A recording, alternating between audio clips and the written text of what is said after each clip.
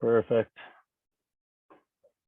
But yeah, how was you guys' day? How'd you make out today?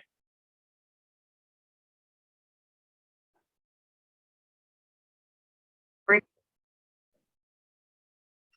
Could you guys hear me? Just to make sure. Yes, bro. Okay, perfect. Perfect. But yeah, we'll give guys like 3-4 more minutes, and whoever joins, joins, and whoever doesn't, we'll just start without them. But yeah, we could just kind of go through a few things. I know some people had some questions. Bro, Yo, how do you just directly take trades on like 1 minute BOS or 15 seconds BOS without more confirmation in the 50-minute areas? what do you mean? Like how do I enter on the 1 minute or the 15 seconds? Like, yeah, today there was a sell, right? 15 seconds from upside. Yeah, so I But could it was in a show you 50-minute area, that. right? Yeah, so I didn't get tagged in it, but I could show you. You guys can see the screen, right? So right here, this blue line. So this is a failed reaction to me. And a failed reaction basically means that we failed to take this high. So that was kind of my first clue that we might be kind of looking at a short. The next thing you have here is, let's see. So this is your sort of a demand here, I guess you would say.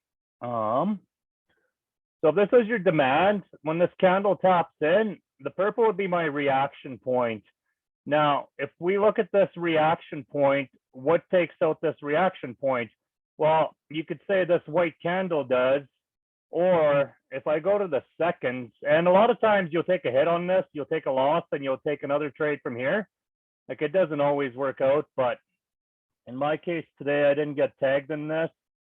But if you just go and observe, so this is your 15 seconds. And if we look at what took out this reaction point, well, it came from this area here. And that's all it would be. As for the trade itself, I was looking on the 4-hour. And the 4-hour is unconfirmed bearish, meaning we took out this low.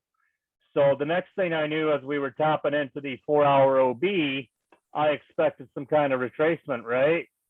So let's see, we'll admit all. But at that point, once it taps the 4-hour OB, we're expecting some kind of retracement. On the 15 side of things, if you just look at this, here, let's, on the 15 side of things, you see this whole zone right here. You have this unmitigated OB. So to me, this whole zone is liquidity. And it would make sense to come get it. So that's where my short came from. That's where the short bias came from. And as you see, they wiped liquidity. The next thing that happens is you have a point that put in your last high. It fails. So at that point, as this fails and this puts in a new low, you can look at this and be like, okay, well, if this reaction fails to take this high, the next thing we could expect is to run this low because it becomes weak. And I get my biases from 4-hour and 15 minutes. If I can't find nothing on the 15, I'll scroll over to like the 10. Like for example, this wick right here, that'd be a POI to me. I did try to take a trade out of there. I took a loss on it. I didn't re-enter, but at the end of the day, all my ideas come from the 10-15 minute paired with the 4-hour. Does that kind of make sense to you where the 15-second short came from? Yes, bro. Yeah. Use 1 second? I don't use 1 second, no. During news events, I'll go down to 5 seconds. And if it does what I want it to do, I'll enter on the 5 seconds. But if you, just to give you another example here, so let's see. If we go back to this and just go to the 1 minute. So this is our next POI, which is that 10-minute wick. And this is where I try to take it a short from on the 15-second. I took a loss on that one, but essentially what you're looking for is demand to fail, and you're looking to jump in on what caused the fail. So now the initial thing we had here was a failed reaction. I tried jumping in on this inside bar because I kind of thought the move came from that. That didn't work out, which is totally fine. So I took a loss on that. Here we had the same thing all over again. Here we had the same thing all over again. I didn't take this trade. I finished my trading today, but it's the exact same thing. You have a failed reaction where this fails to keep going higher, and you kind of take the low. Now here you could say you took the high, but if you keep watching, you took the low again. So whether you wanted to take it from here or take it from here, I would be looking for shorts, not longs. Like the fact that this wicked above, I would not be looking for longs. The reason being is, if we go back to the 15-minute, this low is weak. It failed to put in a new high. So the logical thing to do now is run this low. Now, if you go back to your 15-second, it's the same thing. You have a weak low. Let's see. So this would be your weak low that failed to put it in a high. This would have been your entry, and that would have been where you would have got out. It's the same thing again, like whether it's 15-second, 30-second, 1 minute, it really doesn't matter. I look for the same entry over and over again. Like even right here, we had an aggressive reaction. We had a reaction point. We took it out. I entered on this. I ended up breaking even. I did put an order on this, on the wick. Obviously, it didn't tag me in. But anytime you have a reaction point, I look at what took out the reaction points, so like such as this doji, and then the next thing is if that fails, you go to the extreme. So it's the same thing here. I took a loss here.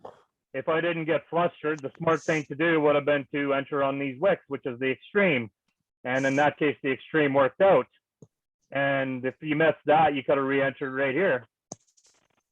But as far as 15-second, 1 minute, 3 minute, whatever you enter on, the idea comes from 15 and 4 hour. Does that kind of make sense?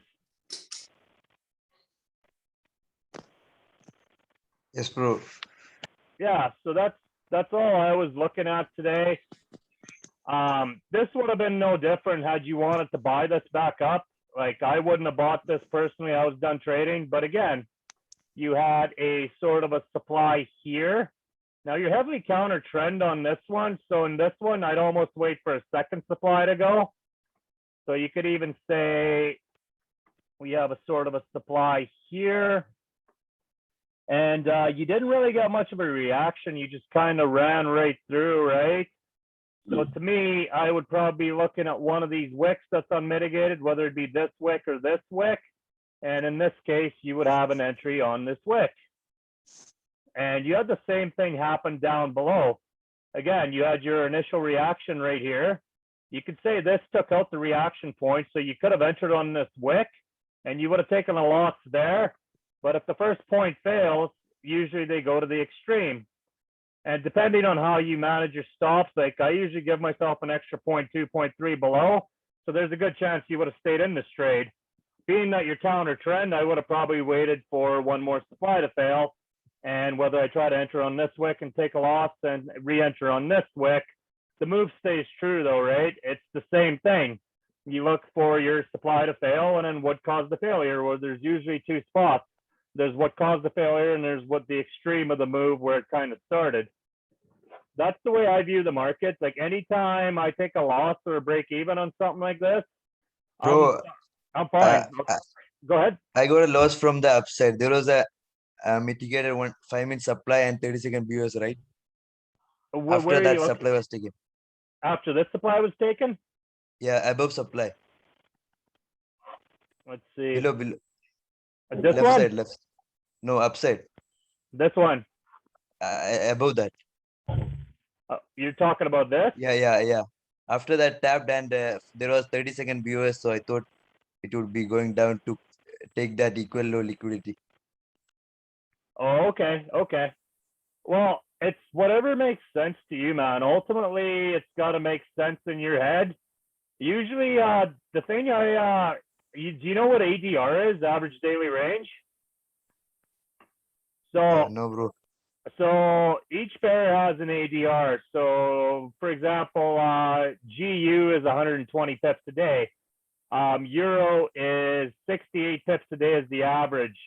So now if you go back and you look at this, what's the easy way to explain this? So you could say you went up initially 30 pips, then you came down another 32 pips. Now, if our ADR is only 68 pips and London in the beginning of New York already did that, everything after that becomes lower probability as ADR has been exceeded. So after I see a move like this, I probably wouldn't keep trading as we've hit our daily ADR. It's no different than cable too. If you've hit 120 pips between London and New York at the beginning, I probably wouldn't keep trading it. And you can look up the average daily range of whatever pair you trade. Like I think GJ is 150 pips, GBP AUD is like 180 or 170 pips, but they all have an average daily range. And generally when that gets exceeded, it's not the best idea to keep trading. It's the same thing when you see a large news event and it moves really large amounts at once. Generally your high probability shit after that goes down, right? So if that kind of makes sense, but to myself, I always view on the 15-minute, where's the liquidity sitting? What's likely to happen? We wipe the liquidity up top. Chances are we're going to wipe the liquidity below. How can you formulate that plan? Well, you have an unmitigated 4-hour supply. What's likely to happen when you hit this supply? You're going to get some sort of a retracement. At a bare minimum, you'll probably mitigate one of your OBs. But if you take a look at it, you sort of have equal lows at the bottom. So there's a high probability that's getting run. The next thing you have an OB. This OB to me is a good POI because it made a new high. So these are the strong points, the ones that make a new high. And they usually get mitigated. You don't know when, but looking at it today, looking at the 4-hour supply, I thought it was a good opportunity to see this short. That's the way I view the market. And whatever way I go, that's where the ideas come from. So yeah, that kind of answers your question, hey? Does anyone else have anything else they want to ask?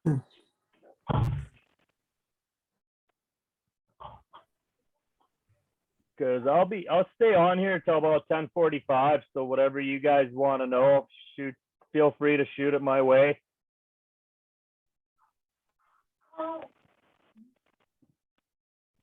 No one else got a question about anything?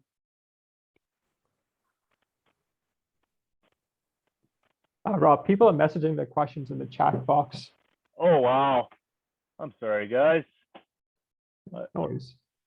Let's see.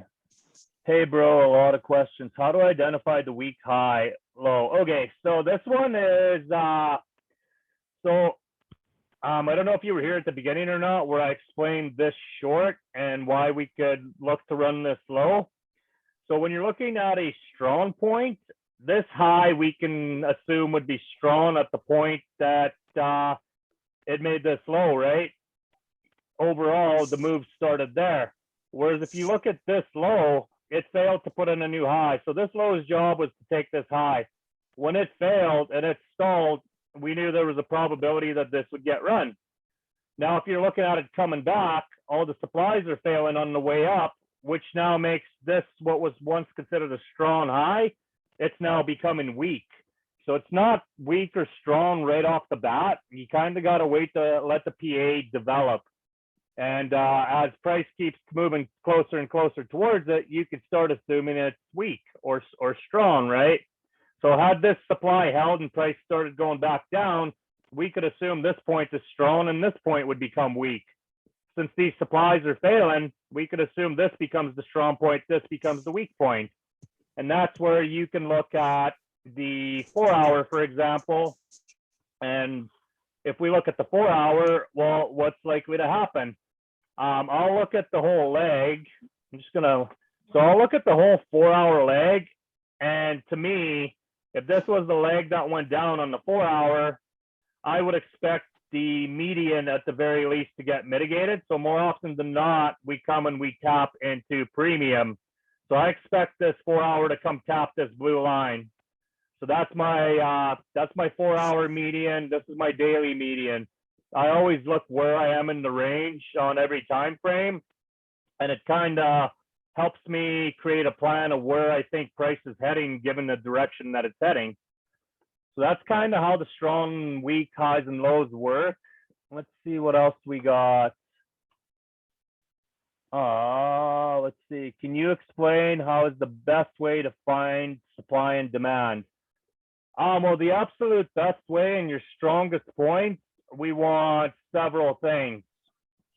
So the absolute best supplies aren't like these little things that kind of did next to nothing.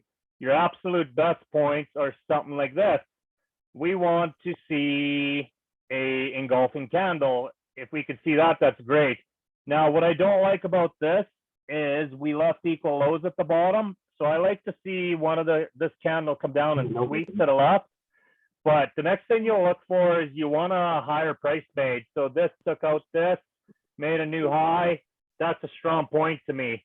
Whereas this didn't really do anything. It's more of just building liquidity for the taking.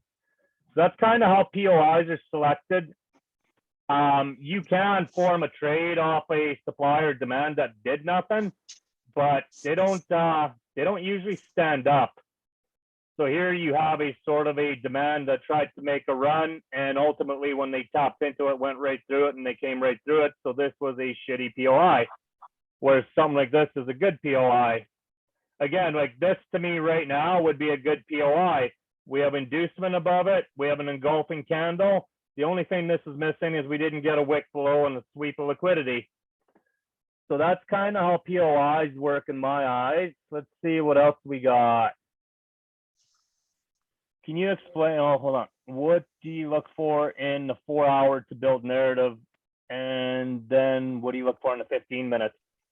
So the 4 hour is ultimately, how do I explain this? So right now, we're unconfirmed bearish on the 4 hour.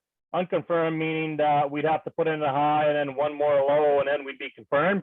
So right now, this could be literally just a grab of liquidity. So I'm open to shorting this or going long on this. What I look for is the daily for the 4 hour. What is the daily doing? Well, the last thing the daily did is we took this high, and now the daily became unconfirmed bullish. So my expectation is for price to continue going up if the daily trend is to continue. As far as what I'm looking for, you're just, again, you're pulling POIs and you're looking at how it's going to react. There's really, it's really open to interpretation. So when you have something like this where price just keeps going up, you look on the 4 hour and you're like, okay, well, I expect price to continue going higher because that's expectation of order flow. And if it changes, you're looking for basically going the other way. As far as formulating a story, it's just pick your POIs and are we making new lows or new highs? It's supply or demand and control. So on the 4 hour right now, we kind of have a battle between supply and demand. We put in a new low, but it's not confirmed. If this supply holds up, chances are this is going and we're probably coming down to mitigate this wick here. If this supply goes, chances are demand's going to maintain control and this high is going to become weak and it has to go. And that's all I'd look for on the 4 hour. The 15 is the same thing. Where's the liquidity sitting? Okay, well, what did we do? We made a high, we made another high, and then we made another high. But you have liquidity down below. So you have to be open to why you could go short. And that's ultimately all I do. I look for why price could go either direction on either time frame, whether it's with trend or counter trend. Obviously, with trend is higher probability, but I try to have two biases. If the first one fails, I'll flip the script and go the other way. What else? If you don't see a STD slip, but see a charge, would you look to enter on the Wicks or the extreme? Depending what the rest of the story is, likely, yeah. If it's counter trend, I'd probably want to see a little more. If it's with trend, I don't even necessarily need to see a chalk. Just the flip is good enough for me if it's with trend. Can you explain what you mean by inducement and how you use it for Confluence? So to me, inducement is something close to an OB. So right there, that would be a sort of inducement that's dropped. It's still intact. Nothing has tapped into it. So the way it's used, the theory is if this inducement's intact and we tap this OB will likely hold. But if, say, this leg came down and it grabbed this inducement, but didn't quite mitigate this OB and price took off, the next time price comes down here, this OB is a lot less likely to hold because the inducement's gone. So this is inducement. This is a sort of more of a liquidity thing. Inducement's close to the OB, liquidity's further away. What else do we got?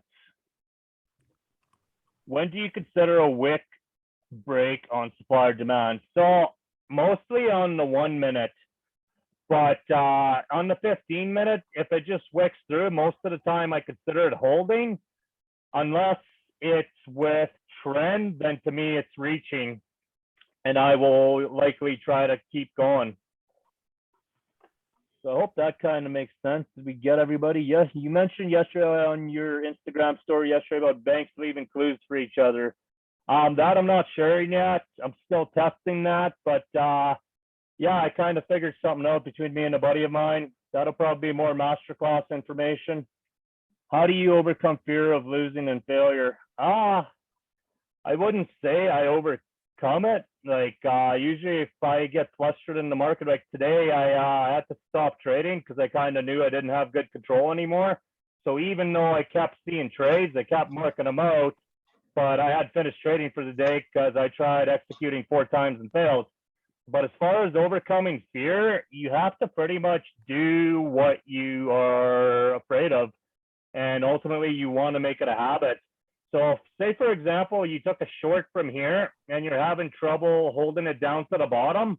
I still have trouble with this sometimes, but if it's far enough away, what I started doing is just partial out and leave little chunks on. And every time your little chunks hit TP, you'll grow more confidence in leaving pieces on. As far as losing and failure and overcoming that fear, it's just, there's really no easy way to deal with it. But you got to make some rules for yourself. You got to know when to walk away. If I've taken, X amount of wins, I'm done for the day. If I took X amount of losses, I'm done for the day. If I took X amount of trades, whether win or lose, I've lost my cool for the day. I got to quit trading. And ultimately, it's following that makes you profitable. I want to take the FTMO challenge. Any advice? Use 0.25% for risk. Do you ever set a limit if the OB has a wick in front of it? I would have to see what you mean, but I don't, like right now I'm out of town, so I've been using limits. I don't have magic keys. Usually I don't use limits. I market execute on the second. What confirmation to take the flip when and tap into the open OB? I'm actually not even sure what that means. Could you elaborate a little bit? Feel free to annotate too, guys. I think you're allowed to draw stuff too. If you got to draw something, I'm pretty sure you're allowed. But yeah, if you can explain that a little more, maybe I can explain it. Like as far as if I understand your question right, for a flip and a chalk to be valid, you got to have higher time frame narrative. Like if you just take every single 1 minute flip you see, you're gonna get burned. Because the 1 minute's nothing but an execution time frame. Same with the seconds. You should be looking at the 15 minute or the 10 minute at the bare minimum for trade ideas, along with the 4 hour. Like I don't even use the 5 minute myself much. I know, and I'm not saying you can't use the 5 minutes. Like if you want to use the 5 minute and the 1 hour and it works for you, definitely do it. Myself, I use 4 hour and 15 minutes. It's been pretty good. More often than not, I'm on the wrong or the right side of the market, I should say. But the higher time frame you use, the better narrative you should be able to build. And obviously for day trading, we're not going to use daily and weekly because it's not really going to do much for you. That's more of a swing trading thing, but yeah. But as far as your flip question, I'm not actually 100% sure what you mean. Basically, it's always the same. You wait for it to happen to a higher time frame POI, and then you wait for a demand to fail, and then you find what caused the failure. So you can either put an order on what caused the failure or the extreme, and usually one of the two plays out if the move is to stay true. I hope that kind of makes sense. This is kind of this trade right here I was showing. I took a loss here. I know some of you entered late. You could have re-entered on the extreme. I chose not to because that was my limit for the day. I lost my cool. But then you took this demand out, so we're still seeing momentum to the downside. So the likely thing to happen was we continue on down. What happened next? Failed reaction. You're reaching, and you could short from here. You could short from here, and ultimately you took your weak low. But all these ideas come from the higher time frame always. And then you're probably like, well, why is it going to go back up? Well, you got to go back on your higher time frame and figure out what could be the reason that it could go back up. And that's where I'd go to something like the 4 hour and be like, if it did go back up, why does it have to go back up? Okay, well, more often than not, when you see a push down like this, so going from the top of the leg to the bottom of the leg, more often than not, you will hit equilibrium, meaning this 50% line should get tapped. And if the move down is to continue, BFIs usually like to sell from this zone. They don't like selling from here. They like better pricing. So that's where your fib comes in. It doesn't always play out, but more often than not, it does.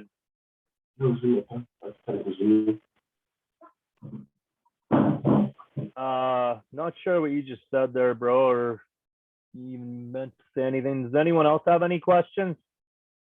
All right, hold on. How do we mute people here? We're just gonna mute everybody for now. But yeah, if you have another question, unmute yourself, talk. Yeah, buddy, whoever you are there, feel free to talk or type or whatever you want to do. Hey, Rob, thanks for doing the session. So for your 1 minute demand and supply, when you say, let's say you're looking for a failure of demand or supply, right? Yeah. Would it be like one green candle would be like a failed demand, or do you look for like 2 or 3 green candles to fail? Or so on the 1 minute, if it wicks, even if it wicks, that's failure to me. Like soon as whether it's a candle or a wick that came below this, that would be considered failure to me. And then you kind of take a look at the other side of the narrative. So you have 1 failed reaction, 2 failed reaction, 3 failed reaction. Everything about this says we're failing to go up. We tried 3 times. So I feel pretty good about shorting this, even though we're counter trend. But yeah, on the 1 minute, if it wicks, that's a break. Like even right here, when we came through this supply, had that only been a wick, I would still consider that a break. Okay. Does that make sense? Yes, it does. Thank you. Yeah, anytime you're on the seconds or the 1 minute, wicks or breaks to me. Like, and this is where you have to test for yourself and see what works for you. Because like I can show you how I trade and I can tell you what I do, but ultimately it has to make sense in your head. Like my buddy Tyson, he trades off the 15 and the 5 minute. I trade off the 4 hour and the 15 minute. And a lot of times I'll end up in the same trades as Tyson, but completely for different reasons. And both trades are valid and both ways of looking at the market are valid. Like, so myself, I used to just trade break a structure. So this low would go and I'd be like, oh, okay, it would jump in. And then I learned about reaction points and what takes out the reaction point. And then the next thing I learned about is watching how it reacts on going the other way. So again, you're looking at reactions. We failed to react, failed to react, failed to react. And these are all confluences you can use to build a narrative. But yeah, myself, like I said, when I waited for structure points to break, I'd always wait for something like this to break. And I wouldn't just enter on something like this breaking. But as soon as you start you start understanding the interaction between buyers and sellers, you'll start making a story. Okay, well, what took out the reaction point? Well, this did it, so I could take a buy from here. If that fails, the next buy will likely be from here. I didn't want to take the big stop and cover this whole candle, so I didn't get tagged in on this, which is fine, but that's how I build a narrative. That's why I use reaction points. You don't have to trade supply and demand breaks. You're more than welcome to just trade break structure. It's totally what makes sense in your head, guys. There's no wrong, there's no right.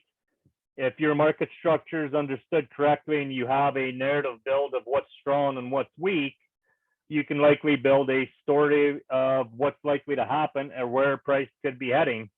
And at the end of the day, these are all theories. You're like, okay, well, I think it's going to do this.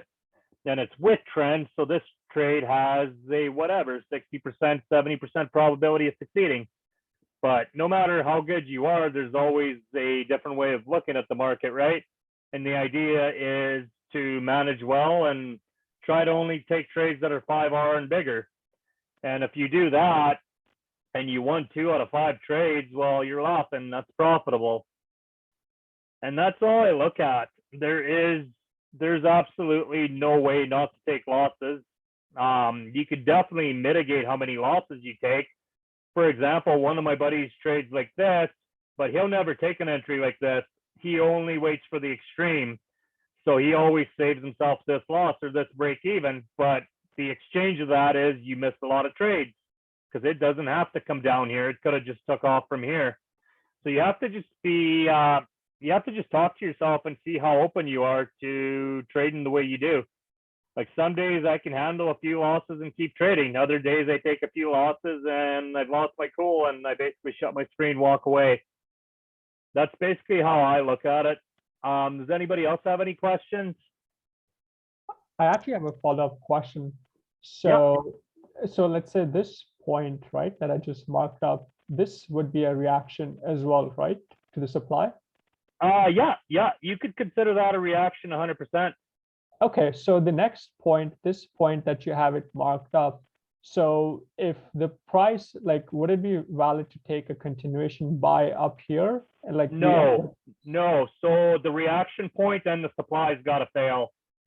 So for you to take that buy, this reaction point needs to go and this supply needs to go. Both need to go. If just the reaction point goes and it only comes up here, that's not enough. Price needs to come up here and this supply needs to fail. Oh, okay. Okay. Does that make sense? Yes, that clears Okay. up a lot of things. Right. Thank Perfect. Yeah, not a problem. Does anyone else have any questions? Yeah, I have one. Can I share? Can I share the screen? Yeah. Actually, it was yesterday's trade. Here, hold on. Let me just stop sharing and then it should let you share. All right, try sharing. Only the host can share this meeting. Hold on. All right, what about now? Yeah, I can do that.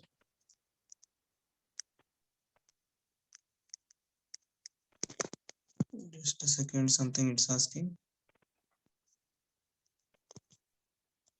No worries, man.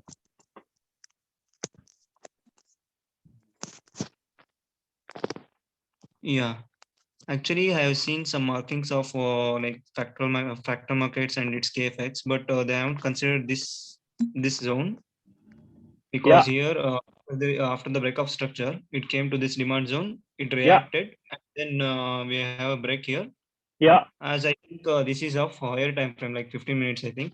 So we can consider that continuation, right? So we can consider this as a zone, right? 100%. So hold on, I actually took that short yesterday, and I can let's see. What I'm asking is like they haven't marked this zone. Is there anything bad in this order block or like that? No, not at all. That's a very valid trade. I took that trade from up above where your third candle down, where those wicks are. Just hold on. Yeah, it was of yesterday's. Yeah, if you don't have seconds, you wouldn't have caught that. But yeah, I took that trade up there, but I took the same short. Okay, But, okay. but yeah, That's if all. you took that trade there, that's totally valid. The only thing I'd be looking at is making sure you're selling in premium, and it is okay to sell in discount if you know price is going to continue going that way.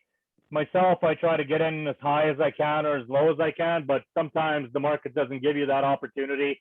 So that would have made your trade valid to me. I would have had no problems executing what you did there. Okay, okay. Thank you. That's all. And Yeah. one more thing. You mentioned just like premium, right? What is that? So that's just your fib. Here, we'll go back to, so if you go back, let's see. Oh, that didn't work. What just happened? Hold on a sec. So to me, this last leg, the push that happened, premium is anything above 50% is premium pricing.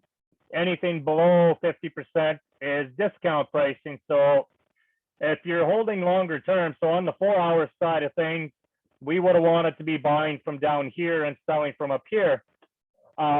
Obviously, you're not always looking at the 4-hour fib.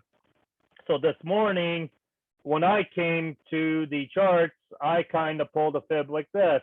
We had this last leg, we had this last drive, and again, we want to be selling from premium.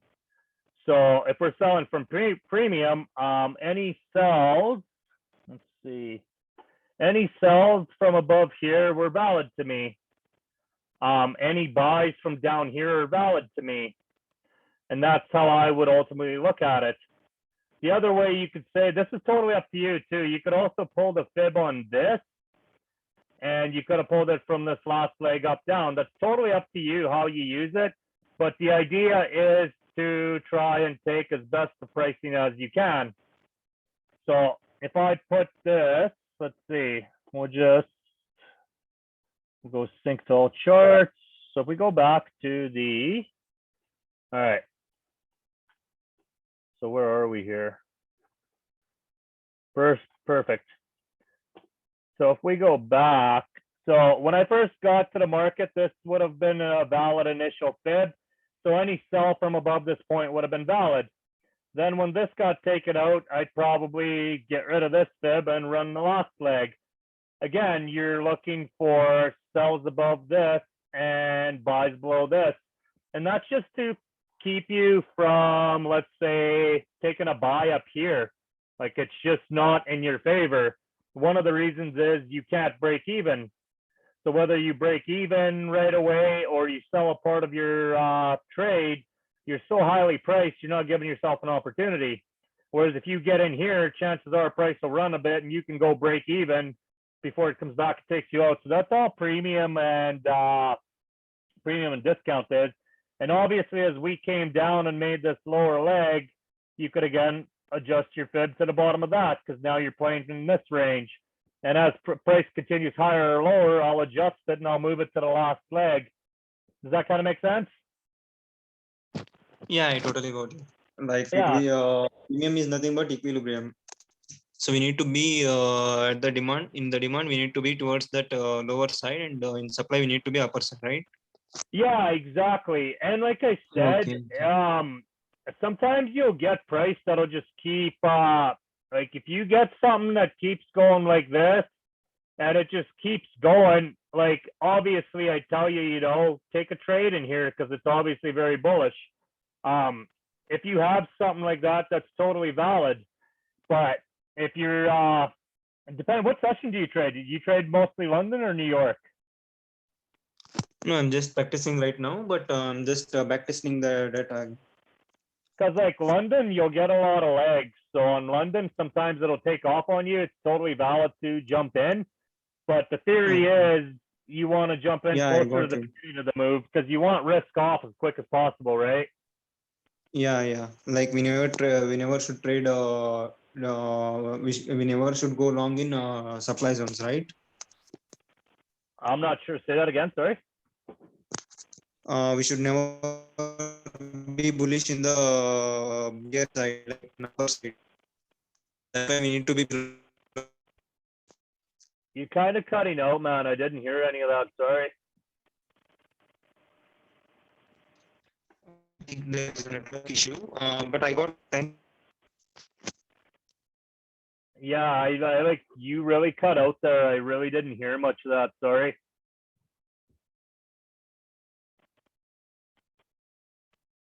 Does anyone else have any questions, or do you want to type out your question, dude? Maybe that's in the chat. What confirmation? Hold on. I think there's a network issue. Oh no. Can you guys hear me at all? Yes, we can hear you. Huh, okay, maybe it's on his end. Does anyone else have any questions? Oh, okay, from your side. Feel free to type out your question, dude, and if I can answer it, I will. But yeah, ultimately, guys, the purpose of this meeting was just to kind of show you that all these entries come from the higher time frame. If you just sit on the 1 minute all the time, you're gonna get burned. Do you back test every day or weekends? I try to get in 5 or 6 hours a week. Some weeks I'm really bad and I only do like 3 or 4 hours. Other weeks I'll get in like 7 or 8 hours. But yeah, I do try to back test every day, even if it's only for a half hour or an hour. When you gonna make a live trading session? So I am kind of considering that as part of the masterclass and probably those guys. Aside from that, I probably won't be doing it for anyone else. But I'm still kind of putting the masterclass together, and I've been kind of changing things a lot too, as I kind of been refining myself, and I see what people struggle with. Has trading given you freedom? Well, I'm at the lake in my trailer, and I made money yesterday. I made money the day before. But I didn't make money today, but I'm up on the week, and I haven't really put in that much work. So yeah, I would say trading's given me freedom. It's also given me I don't have the gray hairs yet, but I think they're coming. It's definitely pretty stressful some days, I'm not gonna lie. But yeah, overall it's good. I wouldn't never go back to a real job. How's the experience trading a funded account? It's good in the sense of making money. It's shitty in the sense of all the rules. So it's I don't trade it every day. I usually only trade it a few days a week, and I'm pretty okay with taking a little bit off the top. It's not something I'll take lower probability setups with. Funded accounts, I only take the highest probability setups. So if I see myself taking a really sketchy trade that I probably shouldn't be in, chances are the funded account won't take that trade. It'll just be my own personal account. But what I will say about the funded account is you learn how to you get a lot better with managing. You get a lot better with risk. Like when I first started trading, I used to take such big lot sizes, and one day I'd be up 30-40%, and the next day you'd blow the account. And now I can comfortably trade 1/4%, or if I'm up a couple of trades, I'll maybe throw 0.5% on. But you start to see that the money's not in taking the biggest position size possible. The money is in risk management and losing the least amount possible. But I would say everybody should have a funded account for a bit, in the sense of just knowing how to manage risk properly. Because like I know a lot of people that'll take 10, 15, 20 trades in a day, and I'm just like, it's just not profitable. You let your emotions take over. So in that sense, the funded account's great. In the sense of FTMO, I can't ever trade it when there's major news. They send you an email of what news to trade and what news not to. And it's kind of annoying, which is why I actually wanted a funding talent account for that reason. We'll see whether I do it or not. But they each have their own rules, and you just got to figure out which one you want to go with. I know there's another one called My Forex Fund. And if you trail your stop losses, that one's a good one for you too. It all depends what you do. Like I like to trade news on the 5 seconds, so that's where FTMO kind of cramps my style, but it's not a deal breaker. Does anyone else have any questions here as we're wrapping things up? Like, oh, hey, no, till about 10:45. And then what I could do too is I'll throw this on YouTube later, and anybody that wants to review anything we talked about, you can. there will be a back testing session this Sunday and every Sunday moving forward for probably 6 to 8 weeks. And then at that point, I won't be doing them anymore. Thank you, much appreciated. Thank you for coming out. Definitely appreciate the questions. Appreciate you guys coming out too. I think there was actually over like 70 people that signed up, but not a lot of people showed up, so that's cool. I have a question. Did you catch any fish? No, man, 0 fish. We didn't even get a bite. We went out in the morning, we went out in the afternoon, and then we went out again last night. And yeah, anybody that read my story, we flipped the boat and we had to swim back to shore, and it's a mountain lake. So I think it was 10 or 11, maybe 12 degrees outside. So the water was super cold, and it was probably a good 15, 20 minute swim. Like by the time we got to shore, like I couldn't even make a fist. I was so frozen. So it's, I'm not gonna lie to you, it was a bit of an experience, pretty scary. But yeah, I know I caught 0 fish. That's the worst part. Looks like it isn't your day. No, it isn't, man. But I'm going to come back tomorrow. I'm going to come back on Monday, and I'm going to come back every day. Thank you for being cool. Absolutely, guys. And if you have any more questions too, write them down. I'm going to do another free webinar next week, and I might even do one more the week after, just to kind of answer some questions. And I think a bunch of you are coming at a back testing session, so I'll see you guys there. And yeah, have a good day, guys. Thanks for coming out. And we'll kind of end it there. Thank you. You're very welcome, guys. Have a good day.